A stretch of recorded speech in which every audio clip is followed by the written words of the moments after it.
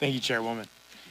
Good morning. It's great to be here today. Just want to give some updates on the House Judiciary Committee. You know, in the Navy, we had a saying, and that was bluff, bottom line up front. Well, the bottom line up front here is that congressional Democrats have been trying to undo the 2016 election since the moment this president was elected. They promised their radical base that they would impeach the president come hell or high water. Evidence be damned. Impeachment. There's just one problem with that.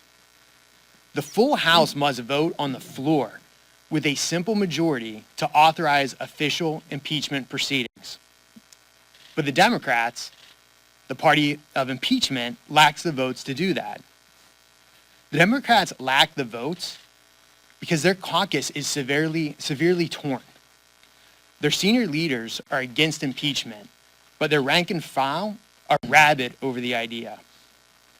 They've held three separate votes to initiate impeachment proceedings, and all of them have failed.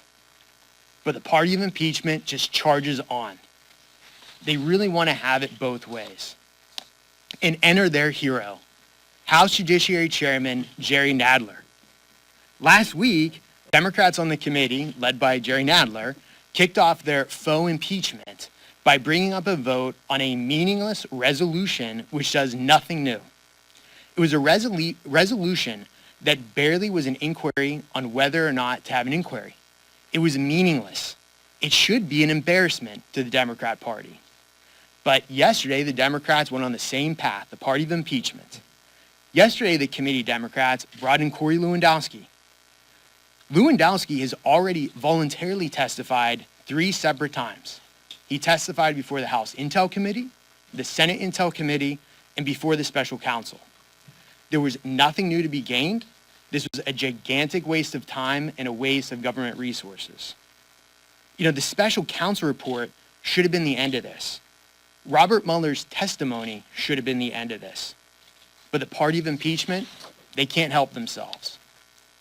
Now, whether they called this charade an impeachment inquiry, an impeachment investigation, an impeachment probe, or an impeachment proceeding, or whether they just totally ignore the whole issue like Nancy Pelosi did last week, the bottom line is the same. Congressional Democrats are trying to have their cake and eat it too when it comes to impeachment. Now, unfortunately, the loser here is the American people.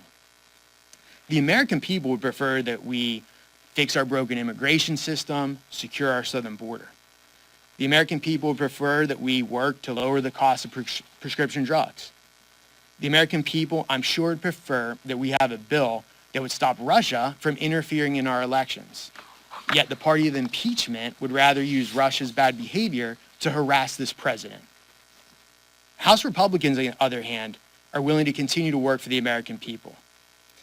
House Republicans will continue fighting for secure borders, will continue to fight to make sure China stops their unfair trade practices, and will continue to fight for the safety of America.